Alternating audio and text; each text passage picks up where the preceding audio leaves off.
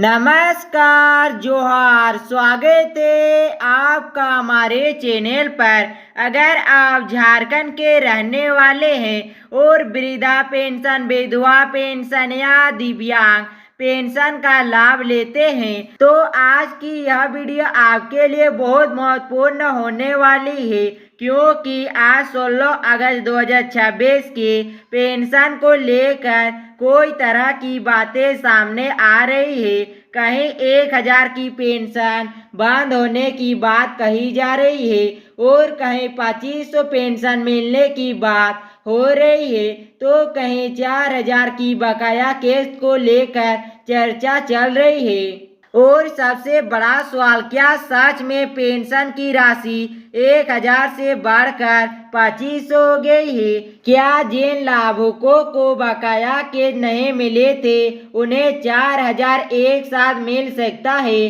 क्या 24 जिलों में पेंशन की राशि जारी हो चुकी है? और अगर आपके खाते में अभी तक पैसा नहीं आया है तो आखिर आपको क्या करना चाहिए? आज के इस पूरी वीडियो में हम इन्हीं सभी सवालों को आसान भाषा में समझेंगे, इसीलिए वीडियो को आखिर तक जरूर देखिएगा, क्योंकि अंत में मैं आपको यह भी बताऊंगा कि बैंक खाते से पैसा आया या नहीं, इसे घर बैठे कैसे चेक कर सकते हैं। तो चलिए वीडियो को लेट न करते हुए वीडियो को शुरू करते हैं। सबसे पहले 1000 और 2500 वाला अपडेट क्या है?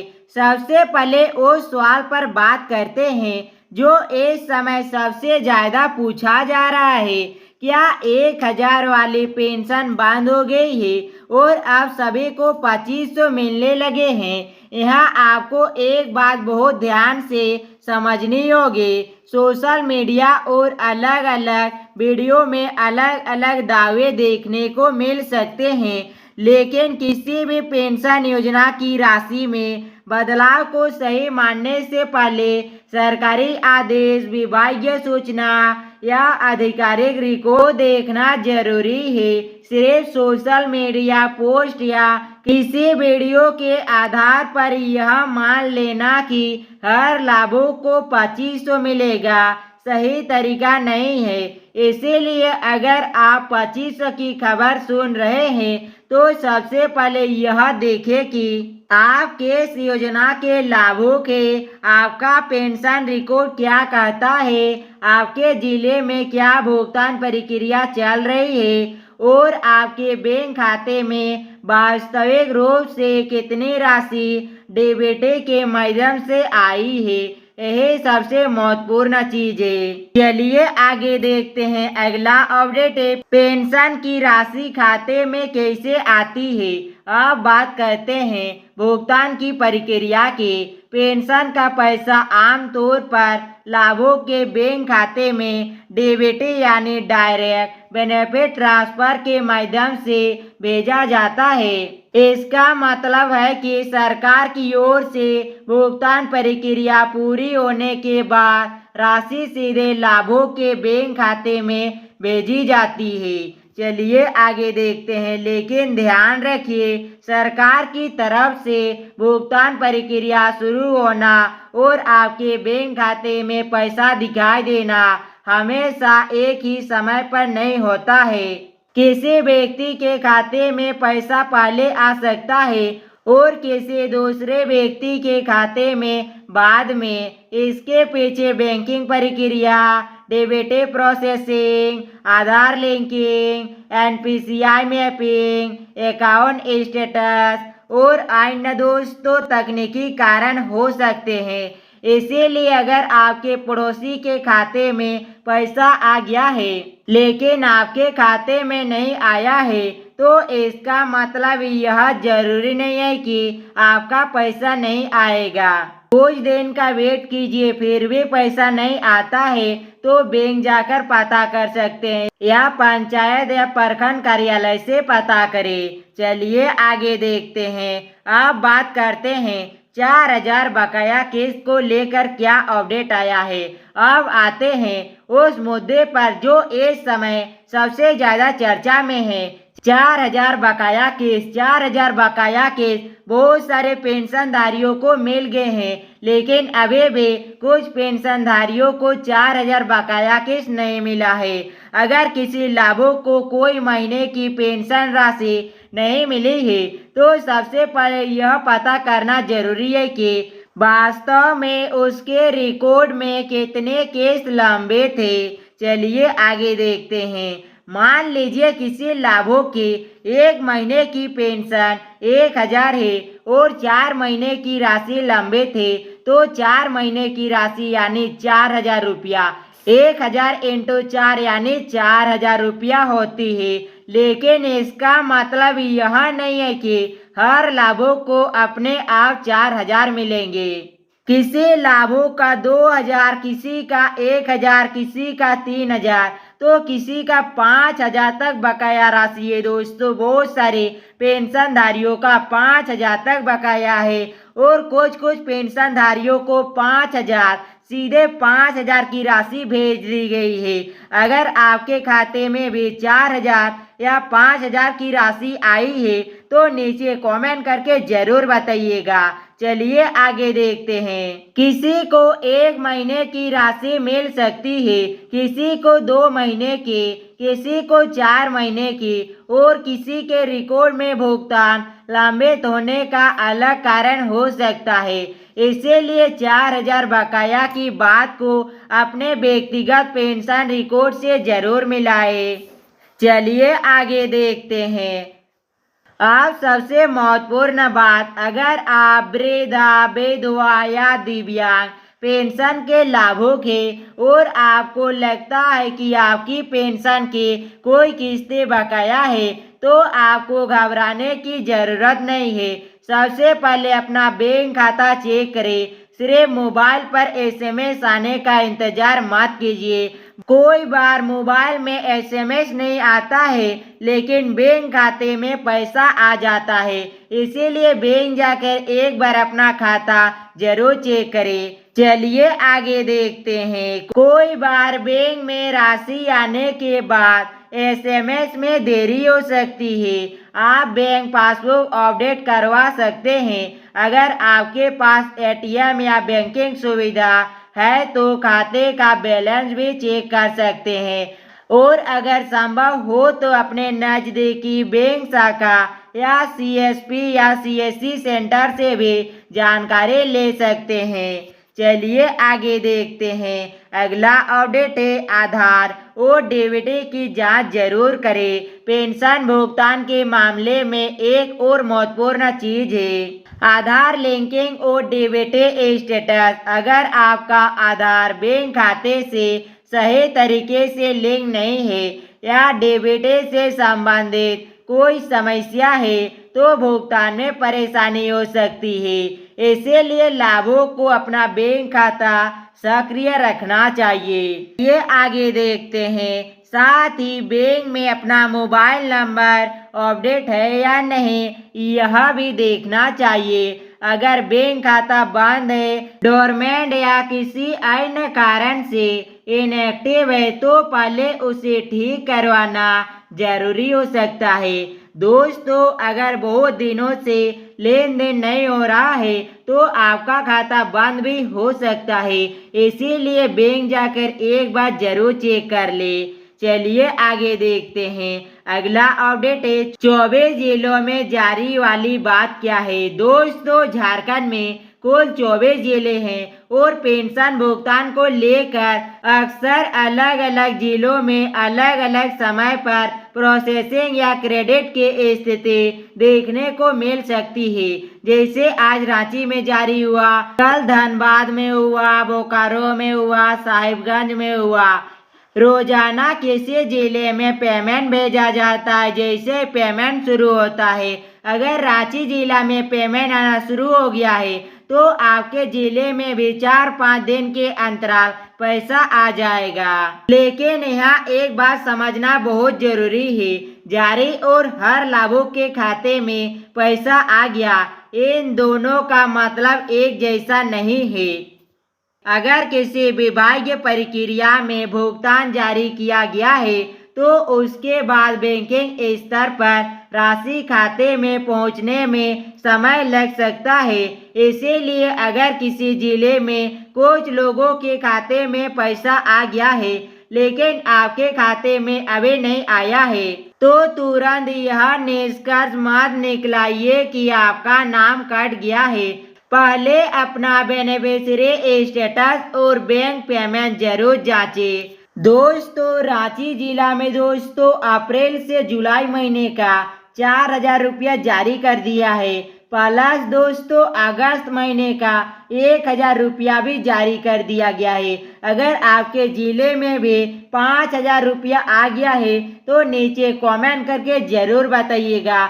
इससे दूसरे लाभुकों को भी पता चलेगा कि किस जिले में पैसा आ रहा है। चलिए आगे देखते हैं। अब बात करते हैं, क्या पेंशन का पैसा सभी को एक साथ मिलता है? नहीं मिलता है। अक्सर लाभुकों के मन में यही सवाल रहता है कि जब सरकार ने पैसा भेज दिया है तो सभी लोगों के खाते में एक ही दिन पैसा क्यों नहीं आता? इसका कारण है पेमेंट प्रोसेसिंग है। एक बड़ी संख्या में लाभुकों का भुगतान होने पर ट्रांजैक्शन अलग अलग चरणों में प्रोसेस हो सकता है। इसके अलावा बैंक की प्रोसेसिंग भी अलग हो सकती है। इसीलिए किसी दूसरे व्यक्ति के खाते में पैसा पहले आने से आपको परेशान होने की जरूरत नहीं है। चलिए आगे देखते हैं। वृद्धा पेंशन लाभुकों के लिए जरूरी बात। अगर आप वृद्धा पेंशन लेते हैं तो आपकी उम्र और पात्रता से संबंधित रिकॉर्ड सही रखें। अगर विभाग द्वारा किसी प्रकार का वेरिफिकेशन या डॉक्यूमेंट अपडेट मांगता है तो समय पर पूरा करें और अपने बैंक खाते की जानकारी भी अपडेट रखें। कोई बुजुर्ग लाभुक बैंक नहीं जा पाते हैं, ऐसे में परिवार का कोई विश्वसनीय सदस्य उनकी मदद कर सकता है। लेकिन किसी अनजान व्यक्ति को एटीएम पिन या ओटीपी या बैंक पासवर्ड बिल्कुल ना दें। चलिए आगे देखते हैं। विधवा पेंशन लाभुक ध्यान दें। विधवा पेंशन लाभुक को अपने बैंक खाता और संबंधित दस्तावेज अपडेट रखना चाहिए। अगर बैंक खाता बदल गया है या किसी कारण से पुराना खाता बंद हो गया है तो संबंधित विभाग और बैंक में सही जानकारी अपडेट करवाना जरूरी हो सकता है। किसी भी व्यक्ति के कहने पर अपनी बैंकिंग जानकारी साझा बिल्कुल ना करें। अब बात करते हैं दिव्यांग पेंशन लाभुकों के लिए महत्वपूर्ण सूचना। दिव्यांग पेंशन लेने वाले लाभुक भी अपना बेनिफिशियरी रिकॉर्ड और बैंक डिटेल सही रखें। अगर किसी वेरिफिकेशन या डॉक्यूमेंट अपडेट की आवश्यकता हो तो संबंधित कार्यालय में जानकारी ले।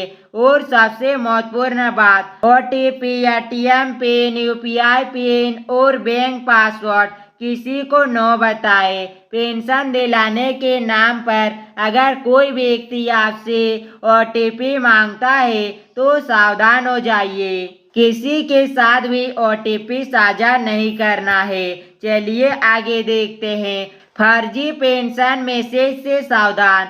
आजकल सोशल मीडिया पर बहुत सी फर्जी मैसेज आते रहते हैं। दोस्तों, पेंशन के नाम पर इन दिनों कोई तरह के फर्जी मैसेज और कॉल भी आ सकते हैं। आपको कहा जा सकता है आपकी पेंशन बंद हो जाएगी, 2500 पेंशन के लिए केवाईसी करें, 4,000 लेने के लिए ओटीपी बताइए, पेंशन चालू कराने के लिए 500 जमा करें या इस नंबर पर 500 भेजिए।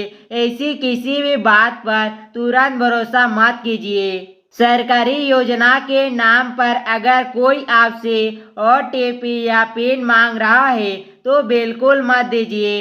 और अगर व्हाट्सएप में मैसेज आता है, लास्ट में एपीके लिखा हुआ रहता है तो इस पर बिल्कुल भी क्लिक नहीं करना है, नहीं तो आपके साथ भी फ्रॉड हो सकता है।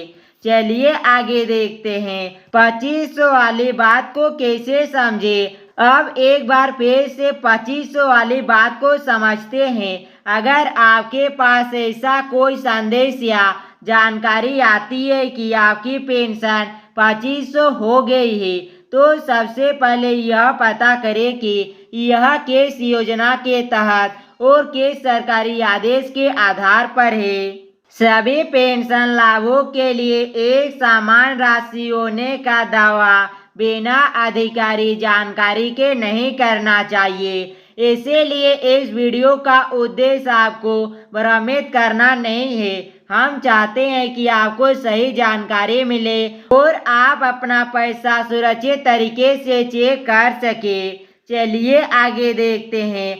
अगर पड़ोसी का पैसा मिल गया है और आपको नहीं मिला है तो क्या करें? यह सवाल भी बहुत सारे लोग पूछते हैं। मान लीजिए आपके गांव में 5 लोगों को पेंशन मिल गई है और 2 लोगों को अभी तक नहीं मिली है, तो इसका मतलब यह जरूरी नहीं है कि उन दोनों लोगों का पैसा बंद हो गया है। पेमेंट प्रोसेसिंग अलग हो सकती है। इसीलिए पहले अपना अकाउंट स्टेटमेंट और बेनिफिशियरी स्टेटस जरूर चेक करें। अगर रिकॉर्ड में कोई समस्या है तो संबंधित पंचायत या प्रखंड या सामाजिक सुरक्षा से जुड़े कार्यालय में जानकारी लें। दोस्तों, अब बात करते हैं झारखंड पेंशन योजना स्टेटस चेक करें। सबसे पहले डिस्ट्रिक्ट वाइज लिस्ट के जरिए अपने मोबाइल या कंप्यूटर पर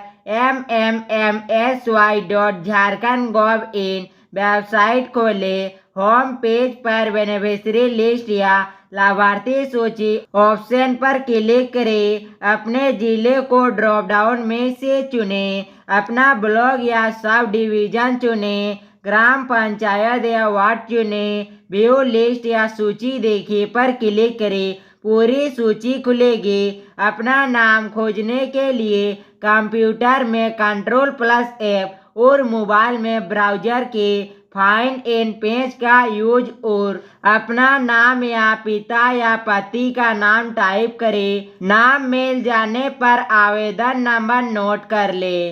तो दोस्तों, इसी तरह से आप घर बैठे अपना पेंशन स्टेटस चेक कर सकते हैं। दोस्तों, अगर आपको यह जानकारी उपयोगी लगी हो तो वीडियो को लाइक जरूर कर दीजिए। झारखंड के जिन लोगों को वृद्धा पेंशन, विधवा पेंशन या दिव्यांग पेंशन मिलती है उनके साथ यह वीडियो को शेयर जरूर करें। चैनल पर पहली बार आए हैं तो सब्सक्राइब कर लीजिए और बेल आइकन को भी दबा दीजिए ताकि झारखंड की पेंशन, छात्रवृत्ति और सरकारी योजना से जुड़ी नई जानकारी सबसे पहले आपको मिल सके। और कमेंट में जरूर बताइए आपका जिला कौन सा है और आपके खाते में पेंशन की राशि आई है या नहीं। मिलते हैं अगली वीडियो में एक और महत्वपूर्ण अपडेट के साथ। तब तक के लिए जय हिंद, जय भारत, वंदे मातरम। Thank for watching.